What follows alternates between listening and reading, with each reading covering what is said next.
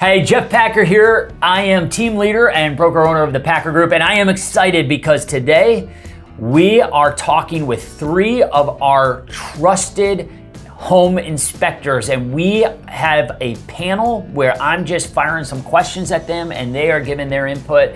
And I am excited for you guys to learn and enjoy hearing about home inspections, the importance of, and why to do one.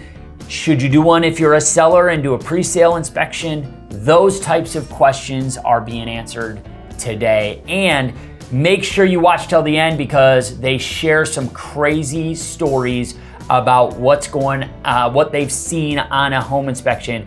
And I will tell you, one was just chilling. I almost just lost it was surprising and shocking. So you got to stay tuned for that. If you're new here, understand that we put out a weekly video on our YouTube channel to help educate our clients to make the best real estate decisions of their life. And so if you find this content to be helpful, please subscribe to our YouTube channel and like and comment on our videos. It helps us continue to have the dialogue even after the video has been released. So we'd love to hear from you a little bit more on that.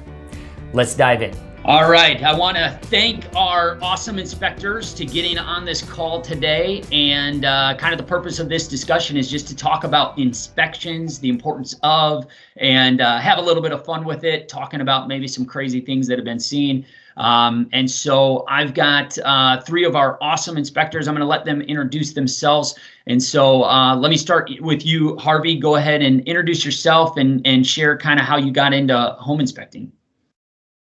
My name's Harvey Meadows. I'm with Sure Home Inspections.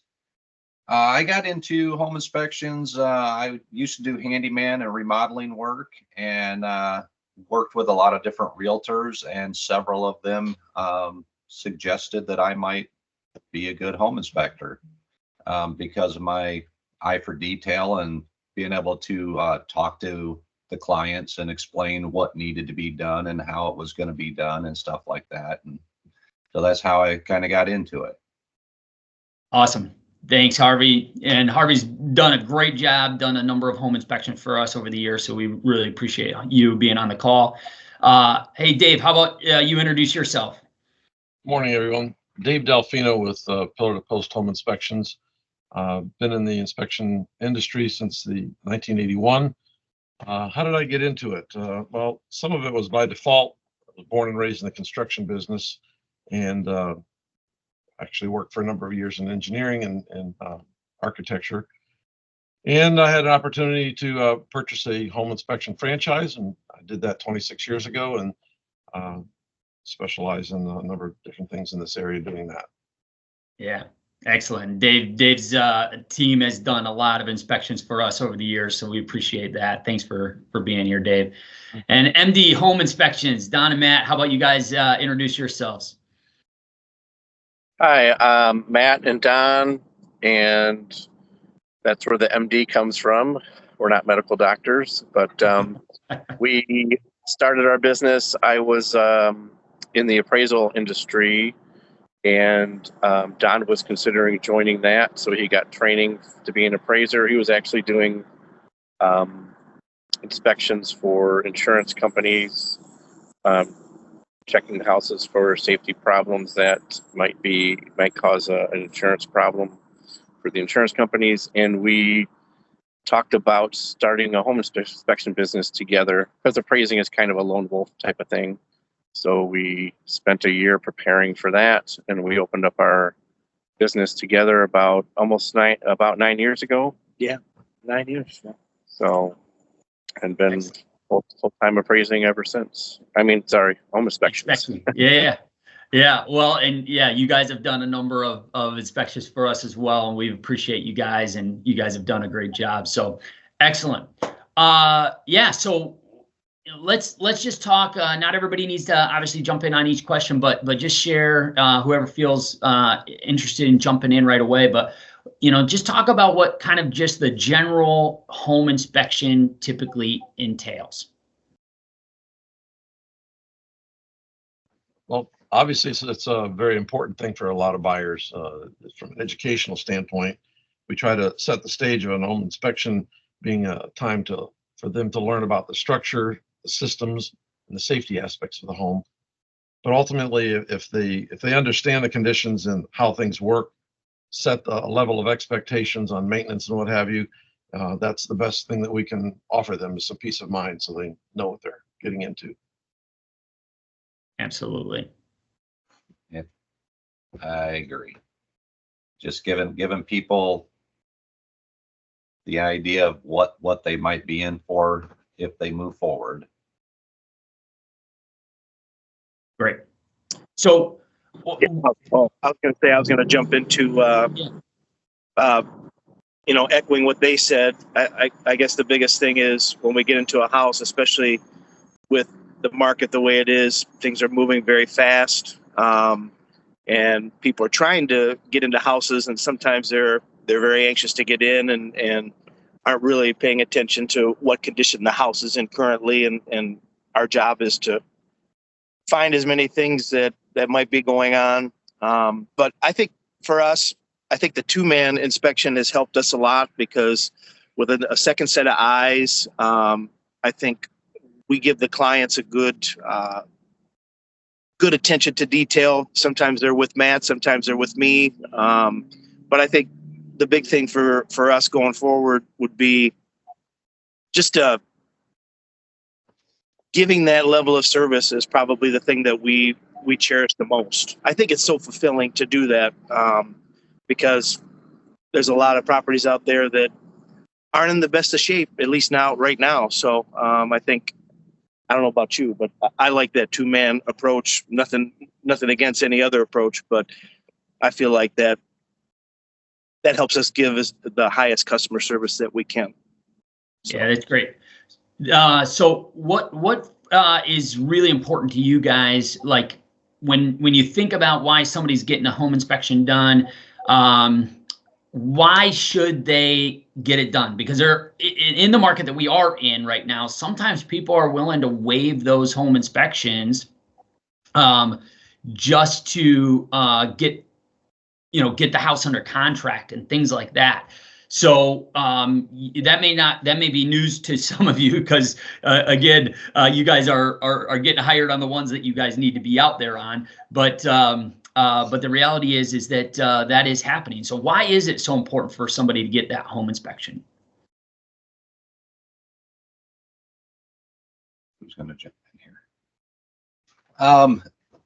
It's important because the last thing you want to do is, especially in this market, when you are a lot of times paying over asking price, the last thing you want to do is get in there and find out that there are major issues with the house, and now on top of paying $10,000, $20,000, $30,000 over asking, now you've got $10,000, $20,000 worth of repairs to be made to the house, and that's never going to be a feel good thing, is, and it makes them sometimes resent the realtor for not kind of pushing them to go ahead and get it done, even if it's just for informational purposes. At least then they know that they're walking into some issues, and if they're okay with that, well, then that's on them, instead of them resenting the process.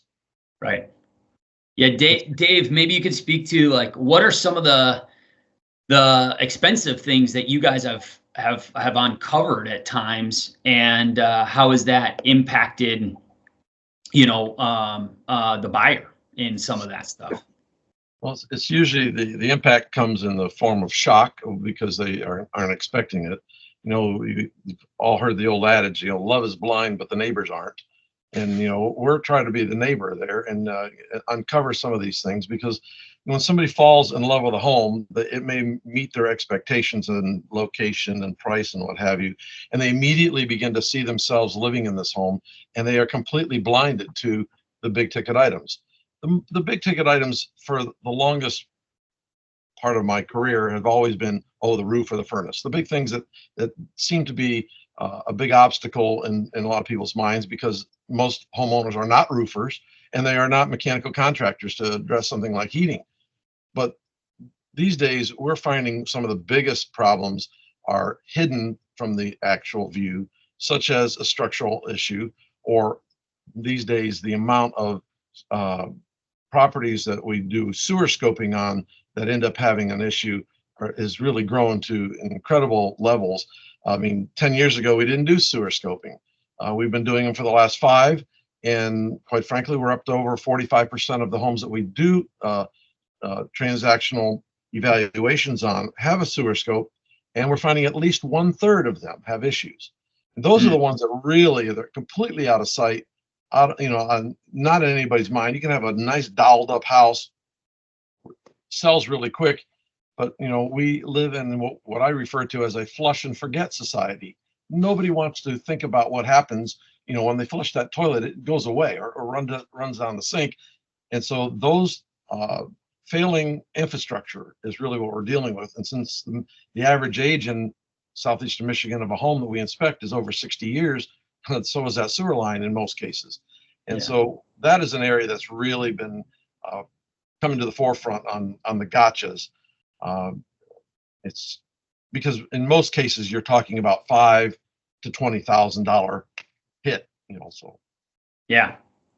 Yeah, no, so I'm glad you brought that up, because I think that what we need to, one of the questions I think that is important for people to understand. So there's a general home inspection, and that's going to, as you guys described, I mean, it's going to basically give you, like I always describe it, it's like giving you a snapshot of where that house sits today.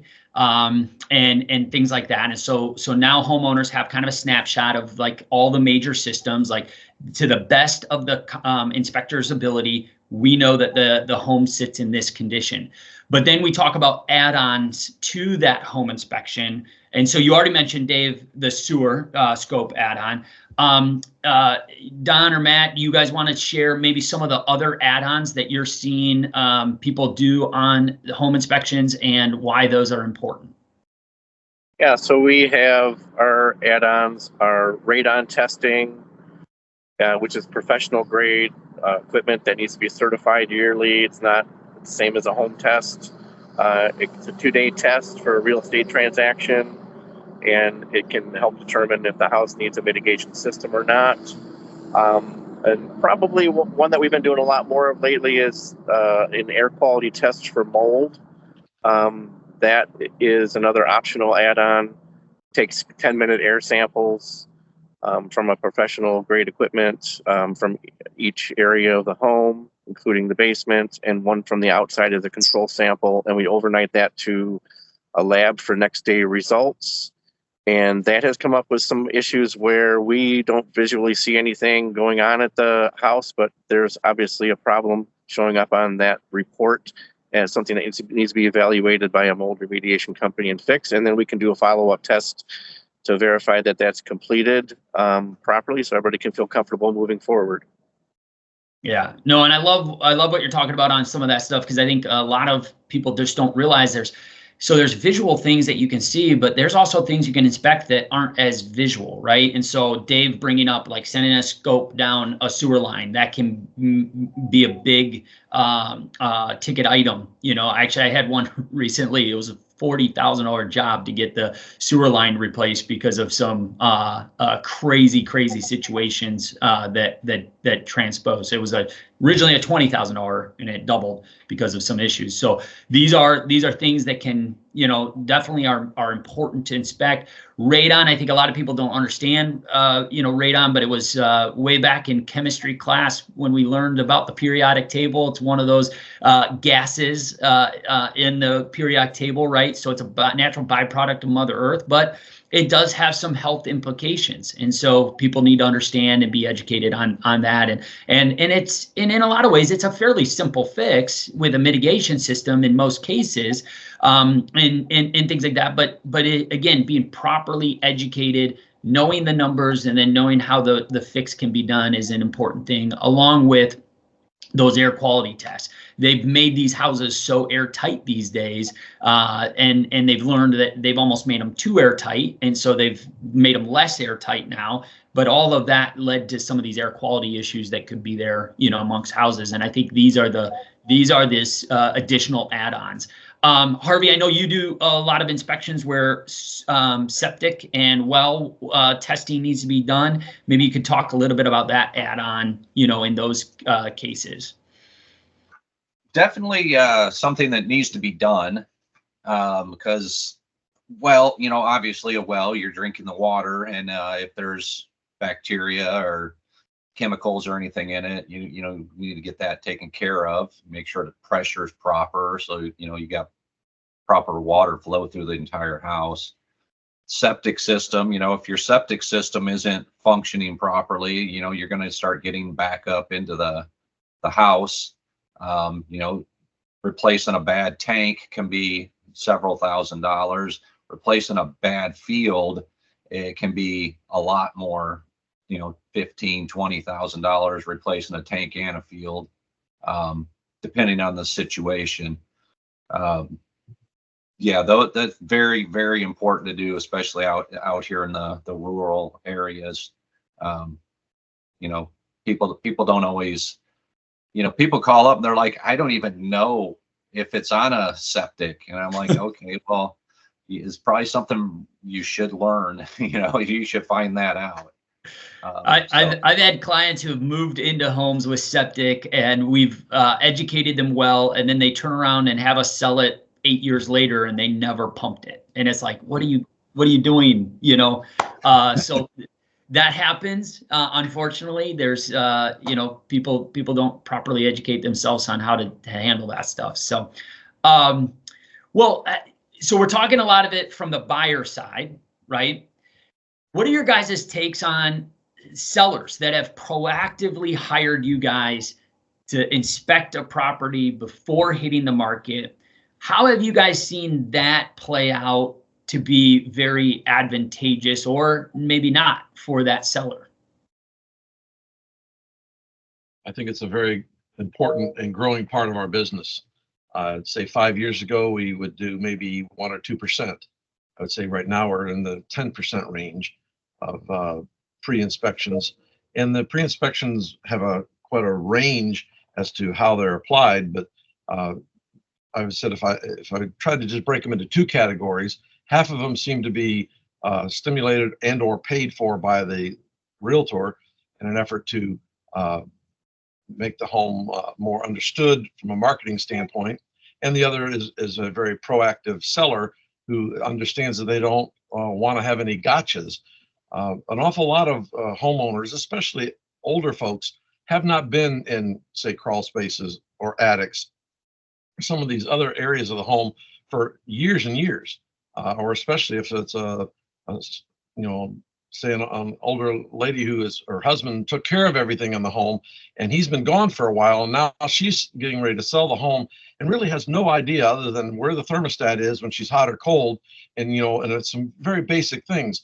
And so what it really amounts to is it enables the seller to be prepared so that when that transaction is about to take place and the buyer is getting their private home inspection, there's none of these gotchas that are happening and send everybody into a tailspin. Nobody wants to get that far along in a real estate transaction and have a home inspection uncover something that could have easily been addressed ahead of time, put in perspective, or corrected so the transaction moves forward. In some respects, that really helps the transaction coordination big time on listings. Absolutely. Any other thoughts? Can I add to that? Yeah.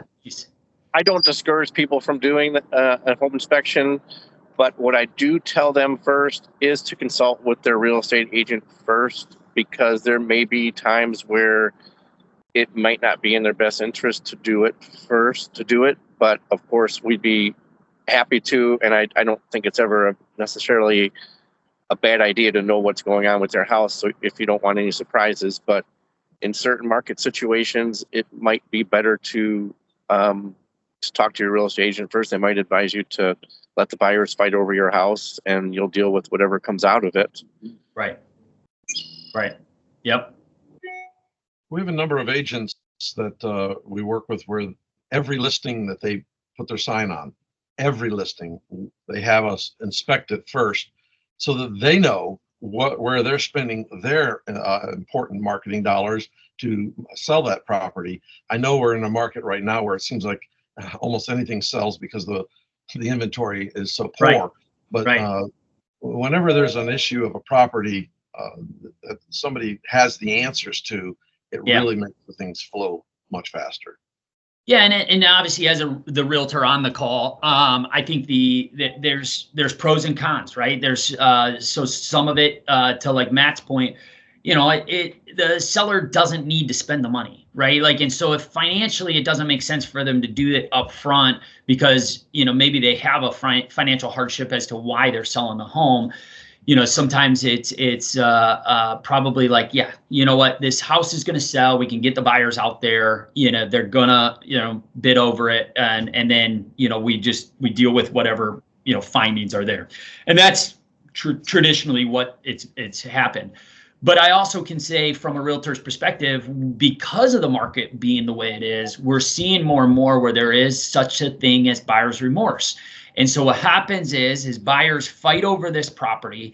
They emotionally get like in a tizzy and aren't necessarily thinking appropriately. They bid 10% over, and then they have the inspection, and the littlest things set them off to say, oh, I don't want the house now. If I'm paying this much of a premium, this thing's better have gold-plated toilets, and things like that. So it's like almost this expectation that really is unrealistic, because just because you're bidding 10% over doesn't mean that the house is going to check out perfect, But there's this aspect of that is there, and so as a real estate agent, one of the kiss of deaths is when you have to put a house back on the market, and things like that. And now everybody's like, oh, what's wrong with it? What's wrong with it? And even, like legitimately, maybe there are a few things wrong with it, but the reason the buyer walked away was really frivolous stuff, and stuff that the seller was probably happy to address, but the buyer didn't even give them the opportunity to do so.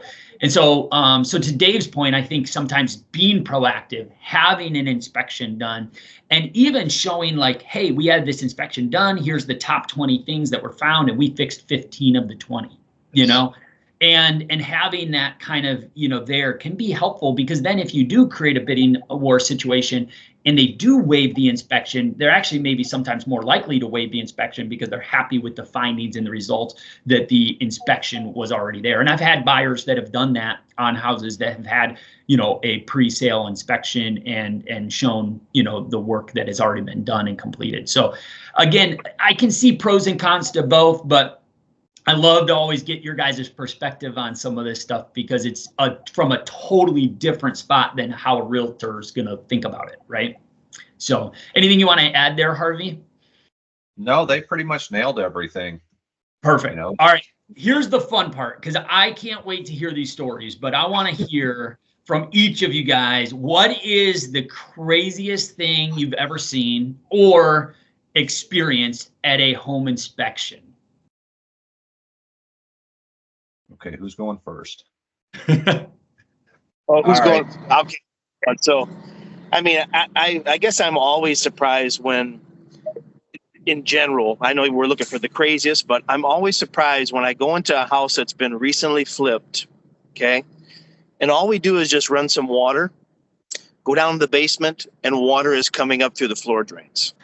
It always just, I mean, I know it's not the craziest thing, but to me, it's probably the most head scratching thing that I can think of, when someone, does all the work and the cosmetic looks to the eye, looks very good. And all we do is just run a little bit of water, go down in the basement, and water's coming up through the floor drain. So to me, it's amazing. But I will say the craziest thing I ever saw with Matt was we went into the basement of a house in Detroit. And there's that little cellar area that some of them will have that's below the front porch. Yeah.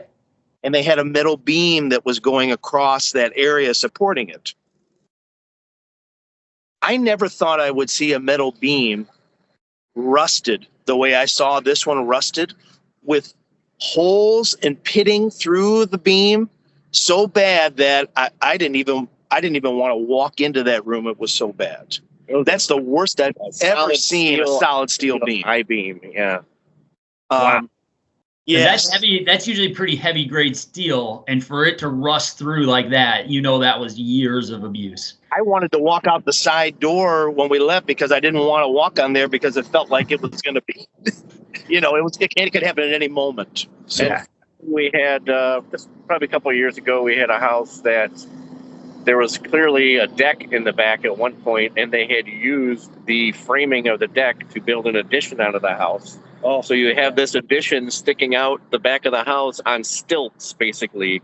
So now what a structure that was built for a deck now has walls, a roof, furniture, yes. things that were never intended to be on there with no load-bearing walls. It was just the craziest thing. And just looking at that, like, how did somebody think that that was a good idea? Yeah.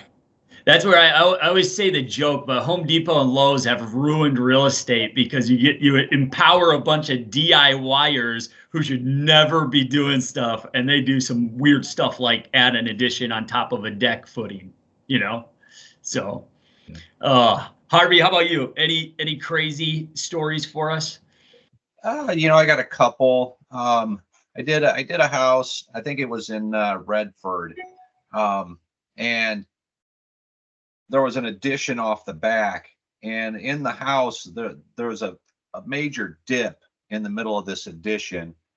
And you go in the basement or in the crawl space. It was on a crawl space, so you go down the crawl space, and there's all they had put supporting the center of this addition was 4x4 cribbing right on the dirt. So the dirt is just giving way, the boards are rotting out, and the whole thing is just just starting to sink. That was a good one. Did a house in a lake area, and it was a ranch house, just probably only about 25 feet deep from the front to the back.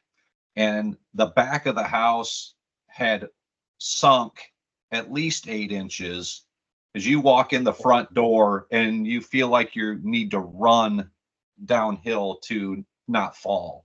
You're like in one of those funny houses at the amusement park.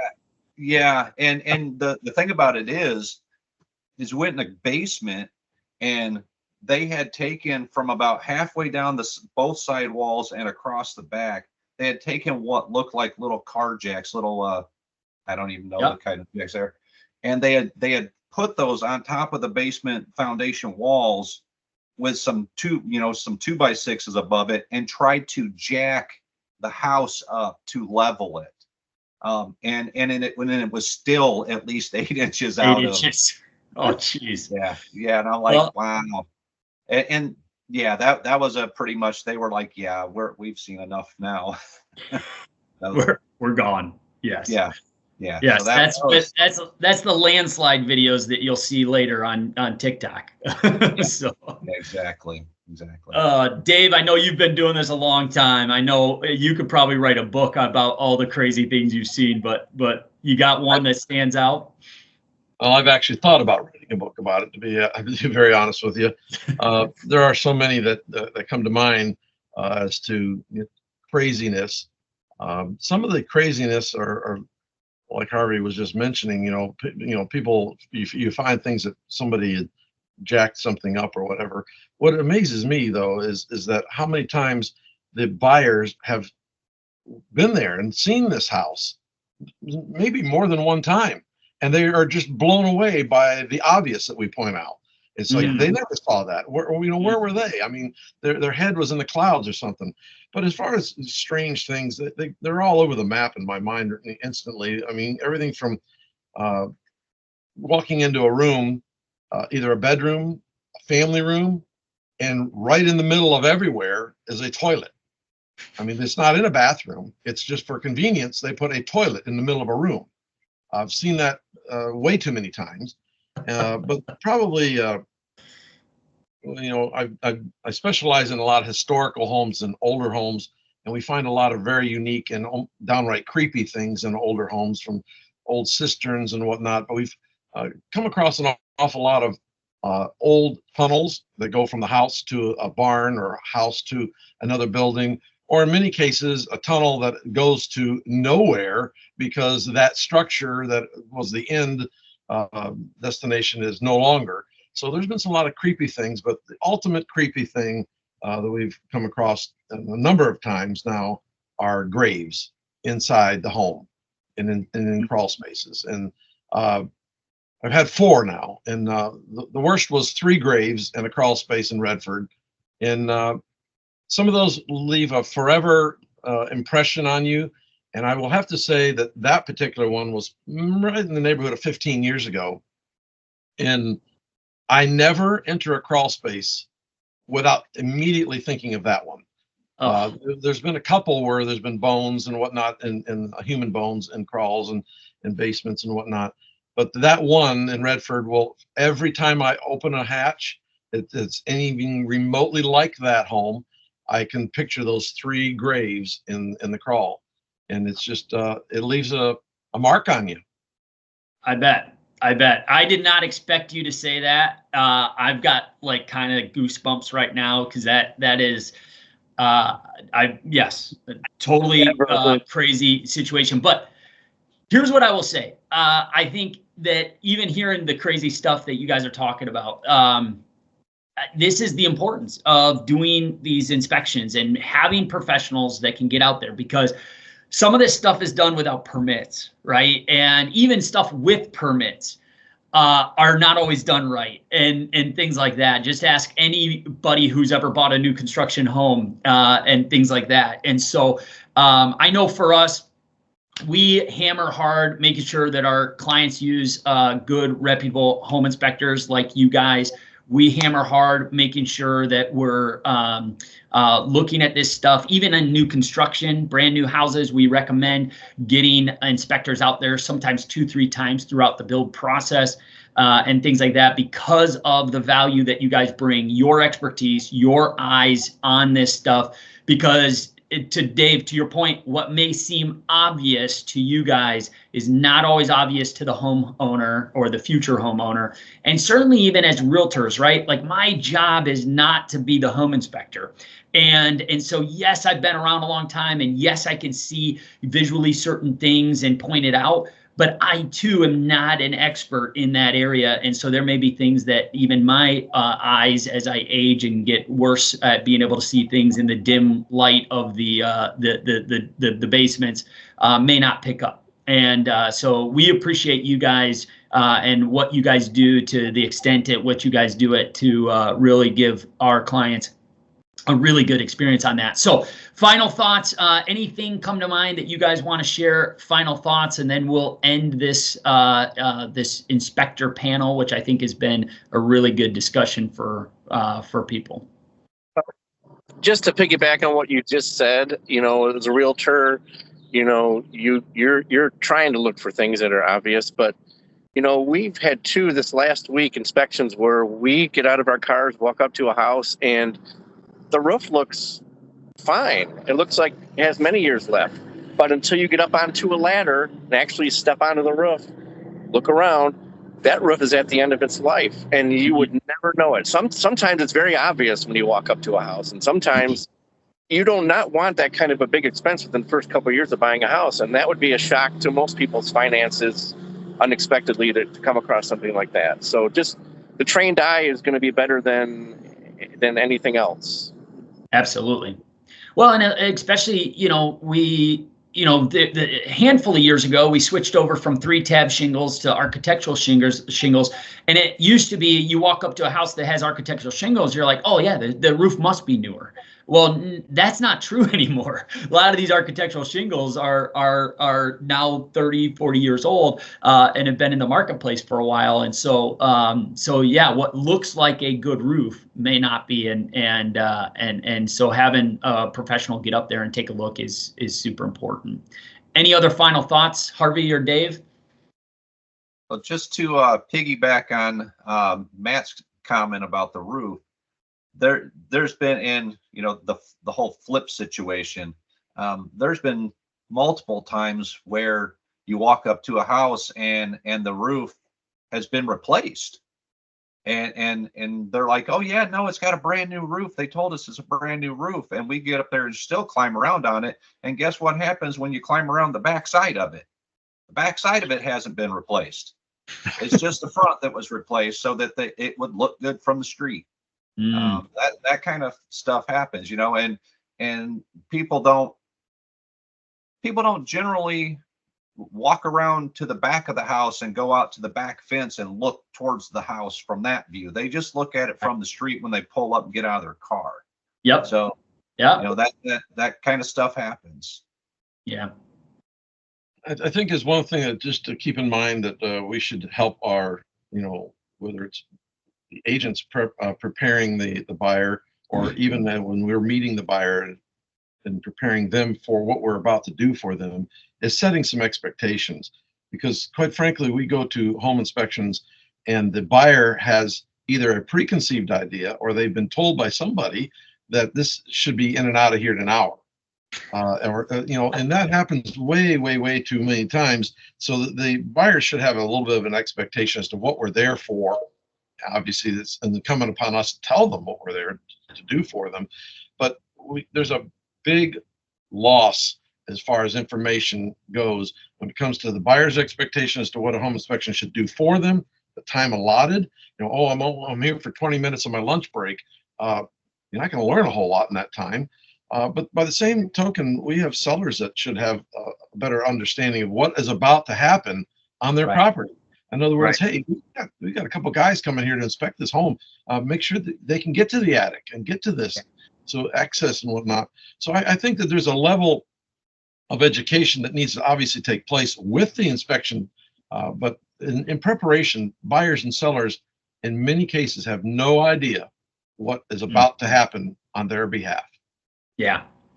Yeah, no, I appreciate that, Dave. I know we have for years sent out a communication before inspections to our sellers and our buyers so that they know to a lot, you know, like it could be a 2 to 3 hour process, right? And it can be, it's a thorough inspection. I mean, you guys are going through it with fine tooth comb. They're not going to just be in and out and things like that. And then to your point, like, attic access to utility rooms, things like that, because sometimes that stuff gets blocked by a bunch of boxes that they're already packing up to get out of there and things like that. So I think those are great points.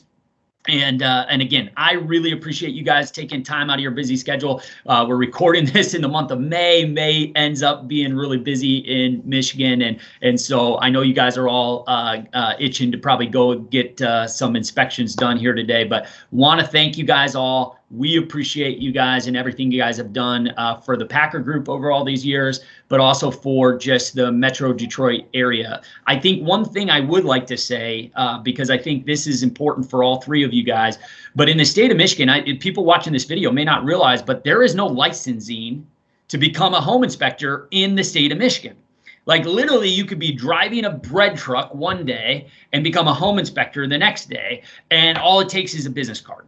And things like that. And so, you know, there are certifications that exist out there. And so NASHI, ASHI, those are the two big ones, right? Hopefully I said those right, but there's certifications and there's other associations that home inspectors can be a part of that validate the continuing education that's required to be able to be a good home inspector. But just not all home inspectors, especially in the state of Michigan, are created equally because, again, there is no licensing. And so my final thoughts are, hey, thanks for watching this video, but understand that the people that you hire for a home inspection matter, and make sure that who you're working with has some level of certification and is good at what they do, because those certifications, from my understanding, is those associations are looking into, you know, reviewing and doing peer reviews and things like that to make sure that